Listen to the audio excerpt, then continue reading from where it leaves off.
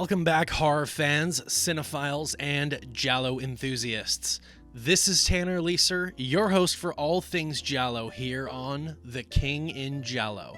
Our next stop on our journey through giallo cinema is The Black Belly of the Tarantula, directed by Paolo Cavara, released in 1971. This video is an edited down version. Herein, you will find the overview portion of the full-length video. Coming next week will be the complete deep dive with the review and GialliTally. This video may be watched entirely without any spoilers. Here is The Black Belly of the Tarantula Overview. The Black Belly of the Tarantula is an Italian and French co-production. The film is directed by Paolo Cavara, written by Lucille Lax, and composed by Ennio Morricone.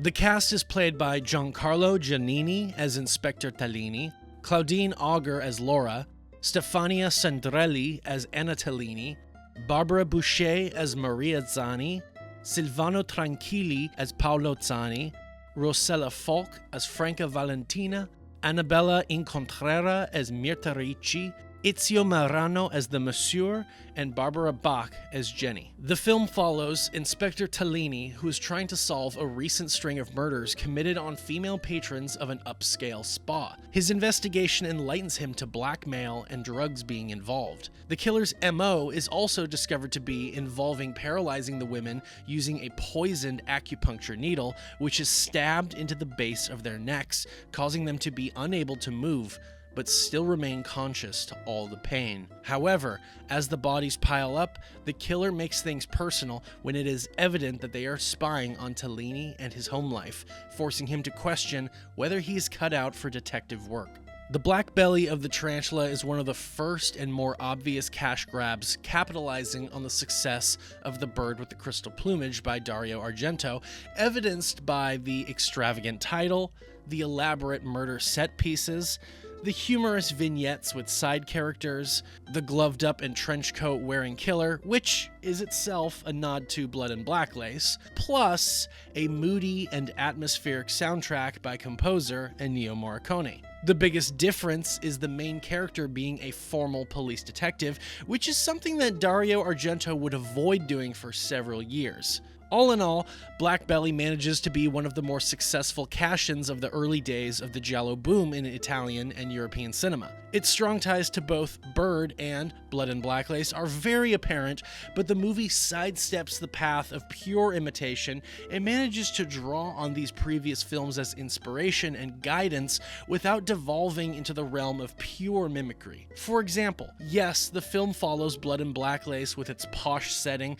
serving as the foundation for a drug ring, but the main character of Inspector Tallini is far from the usual police detective trope used in giallo films, whereby they oftentimes are simply there to just move the investigation along from one scene to the next.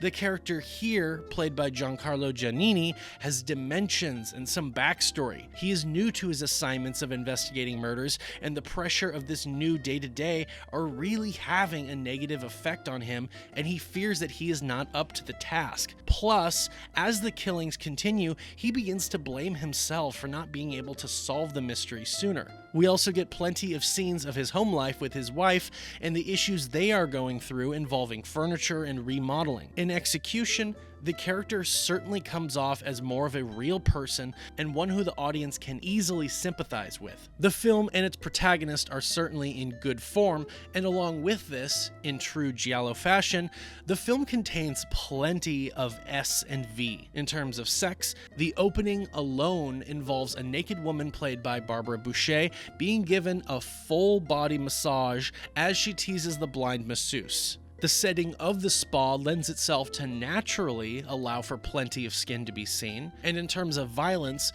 the kills are certainly very evocative and cringe-inducing. As mentioned earlier, the killer inserts a long barb into the back of the neck of their victims, rendering them unable to move or to speak, and while they lie there helpless, eyes wide open, the killer cuts open their bellies.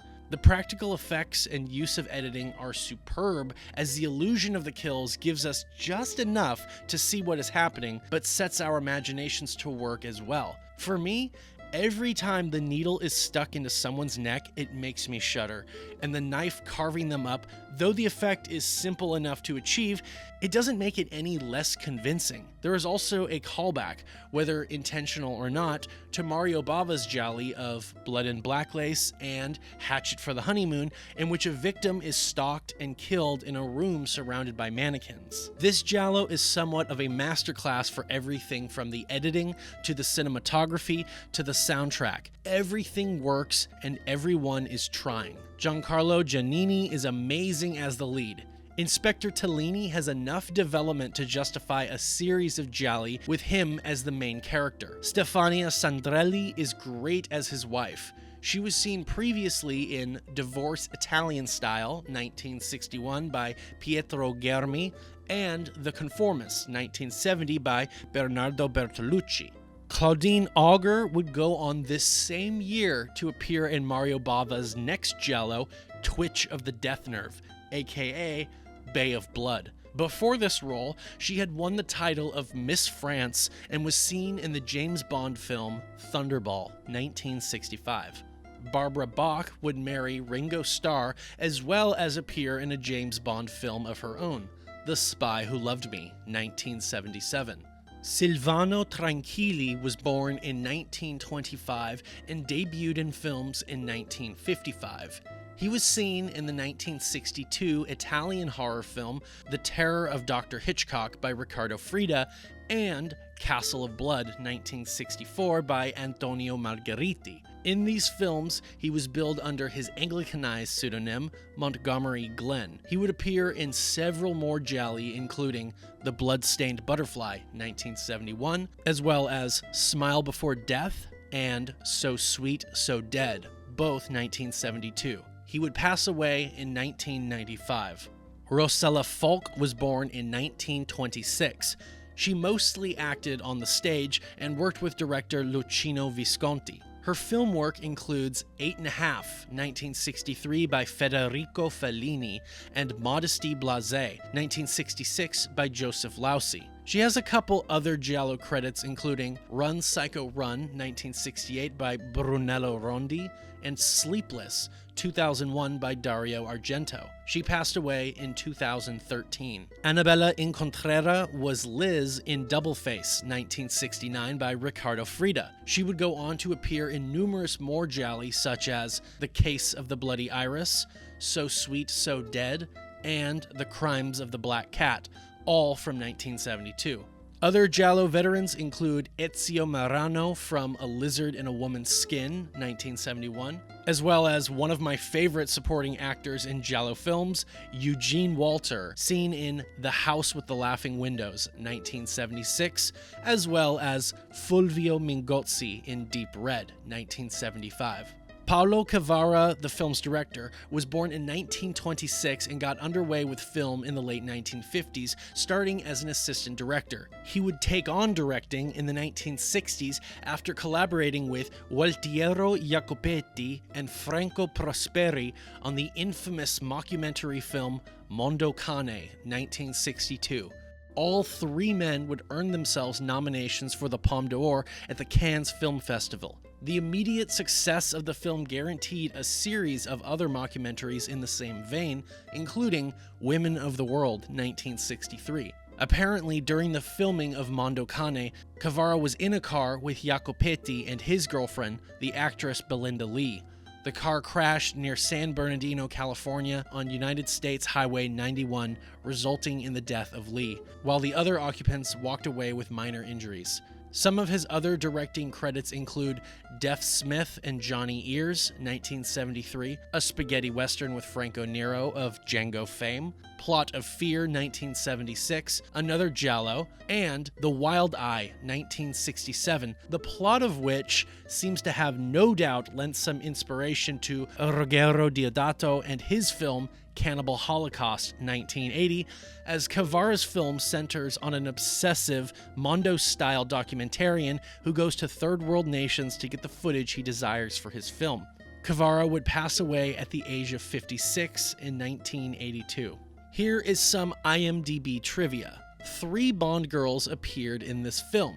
They were Claudine Auger, who had the female lead in Thunderball 1965, Barbara Bach, who went on to have the female lead in The Spy Who Loved Me 1977, and Barbara Bouchet, who appeared in Casino Royale 1967. The first two appeared in Eon Bond movies, while the third appeared in a non-Eon Bond movie, which was a spoof. On top of featuring several Bond girls, the film stars a younger Giancarlo Giannini, who played Renee Mathis in Casino Royale 2006 and Quantum of Solace 2008.